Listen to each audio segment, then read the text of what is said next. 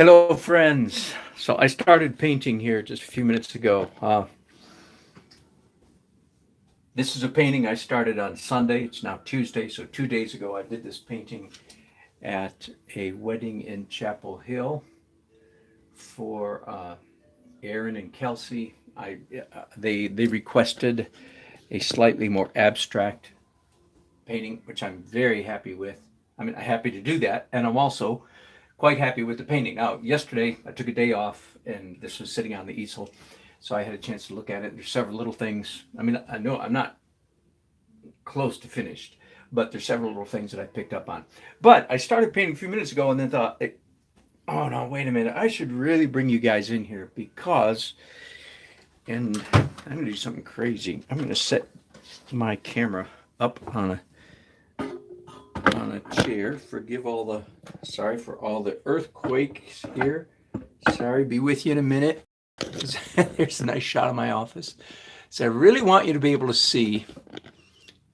This is going to be a real short broadcast. I really want you to be able to see what I'm doing. Now, if you go back to Daily Art Adventure 491, where I started this painting, as usual, I started this painting with big abstract swooshes, big marks.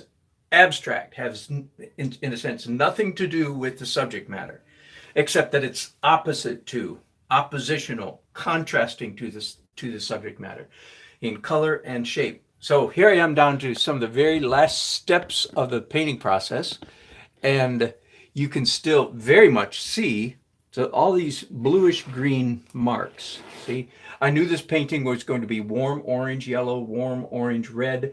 So the marks I made were cool, blue green. Here, all of this, see that right there, that, and that. And just as I tried to explain to you, perhaps if you were with me on Tuesday, on Saturday, Sunday, I'll get it. As I explained to you on Sunday, when I was doing those abstract marks, I knew that this painting was going to have a lot of empty area at the top because of the shape of the room, because of the architecture. And indeed, that's exactly what we have. See, this is just a lot of ceiling, big wall. And so I was even more intent on making sure I got, and I am very happy, very glad that I did it, because now it's serving me very well. If I hadn't done those large abstract shapes, I would have big empty spaces up here. But here's what I want you to see. Now I'm finally down to what I call the final edit, which is largely opaque details, light opaque. And I want you to see, I already started a little bit and it said, wait a minute, I should be broadcasting this. So here we go. So I now have a brown orange. So I like the energy. I like these marks, but there's just too much of it. So I want you to watch me as I try to do it right. The color on my brushes is a little bit too dark, so I'm going to lighten it a little bit. I'm trying to match basically what's already here. So let's take, for instance, this green swath right here. I'm glad that it's there, but it's a little bit too much of a good thing. Okay? I'm still in the process of matching color here. One of the things I want you to see is that even though it's too much of a good thing, it would be, in my opinion, and in my world of painting, it would be a huge mistake to obliterate it, to plaster over it, to wipe it out. That would be I'll be melodramatic here. That would be a tragic loss. Okay, how tragic can it be? We're talking about a painting, for goodness sake. But okay, but in the world of painting, that would be a very bad loss. So I'm doing two things. Number one, I'm painting sometimes in a very translucent manner so that you're seeing that green still coming through the paint. Even what bits are opaque, I'm leaving gaps. I'm letting the green show through. And I'm measuring the whole time and also standing back, by the way, while I'm doing this, standing back and looking at it. What am I looking for? The best word I can come up with to describe this is energy. The question I'm asking myself is, how much energy do I want? In other words, edges and contrast are energy, high energy. And to tell you the truth, there's still just a little bit too much energy up here. So I'm going to paint with my thumb. Now, don't you paint with your fingers unless you're careful that you don't have any cadmiums or cobalts, at least any other toxic colors in your on your palette. And again, it causes rats cancer in California. I'm being facetious here. I'm neither a rat nor am I in California, so I'm not paranoid about this stuff. But what the heck? If I want to paint for 30 more years,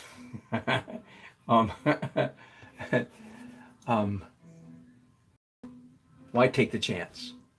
Okay, so this, by the way, this line right here is a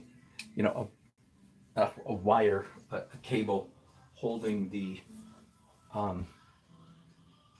light to the ceiling. That's not usually how it's worded. There you go. I'm going to add some more to that cable.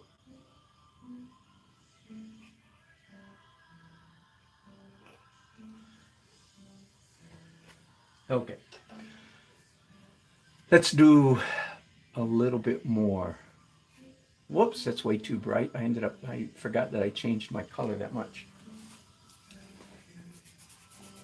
Let's come over to this side. So this is a seam.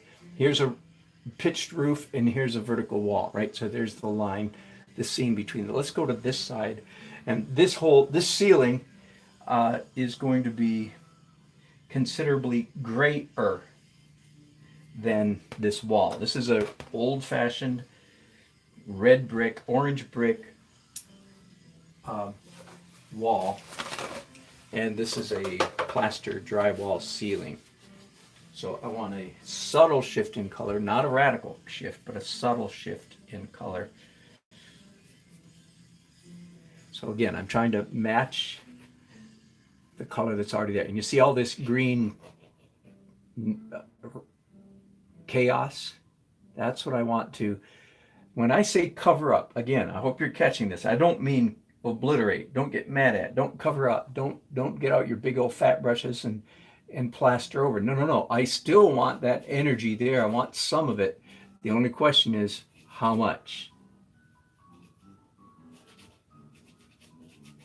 I hope that you are getting the impression that what I'm doing right now, what I call final edit, I hope you're getting the impression that it's fairly easy. In other words, it's a lot easier to undo something in a painting than it is to do it.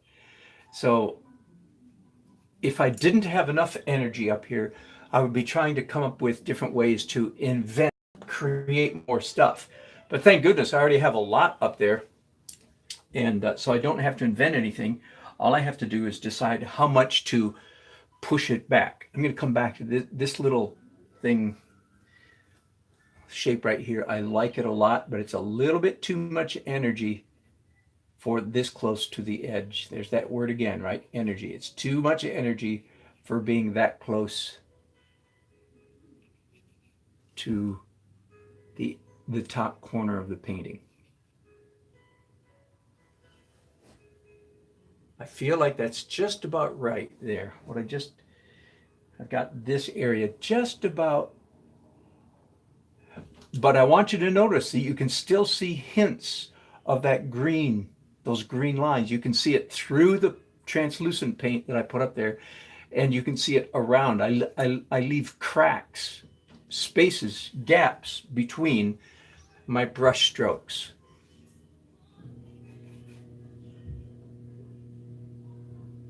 Now, this line right here, of course, is to represent an electrical cord on which all of these lights are hanging. So I don't want to obliterate that completely, of course, because that's actually an object in the scene.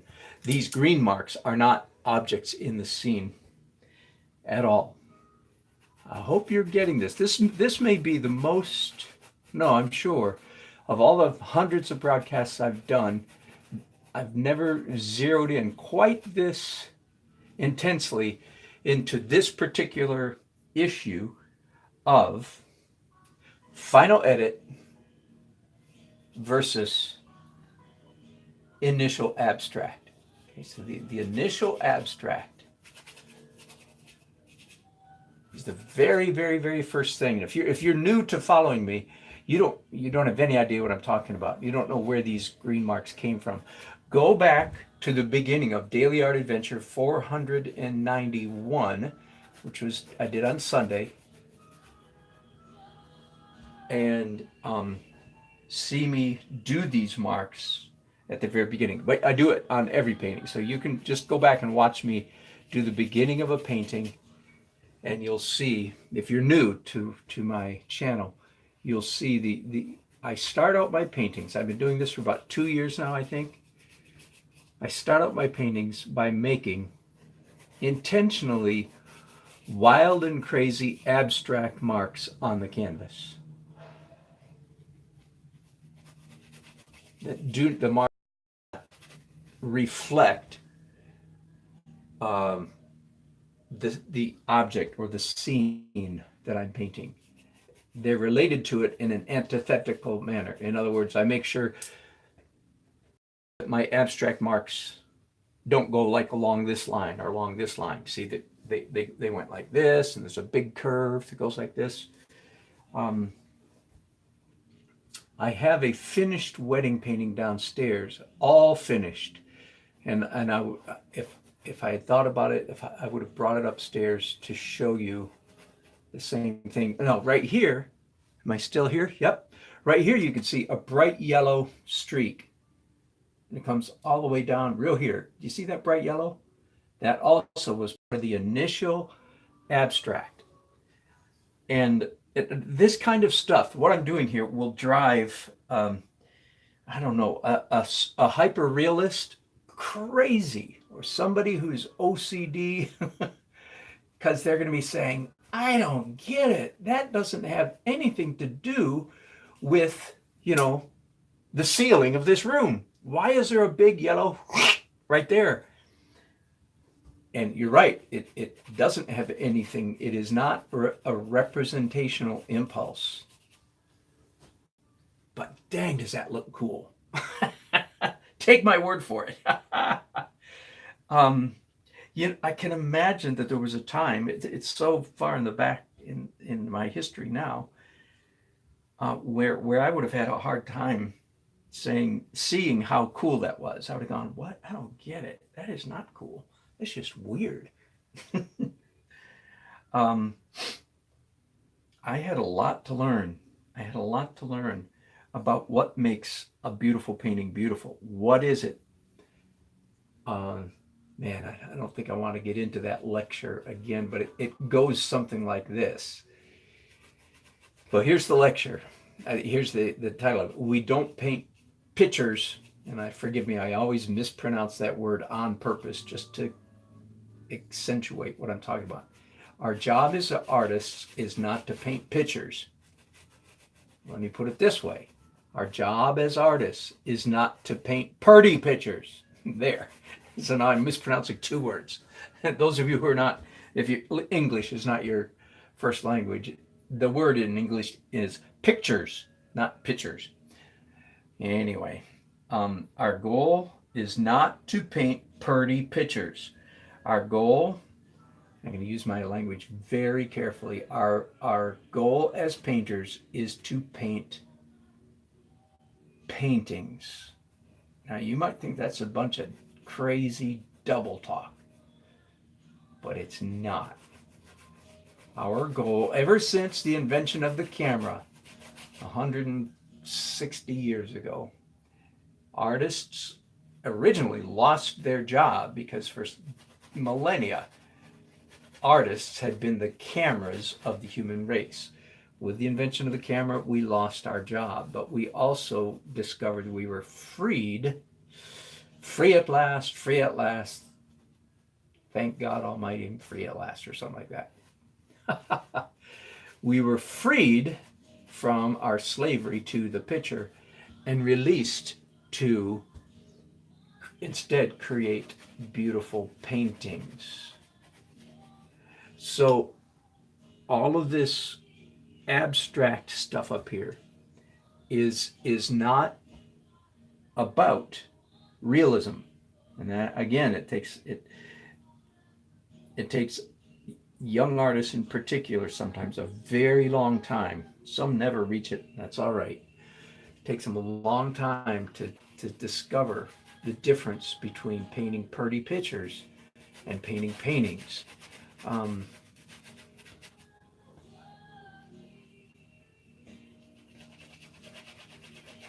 So what is a painting? What's the difference between a painting and a pretty picture? In a painting,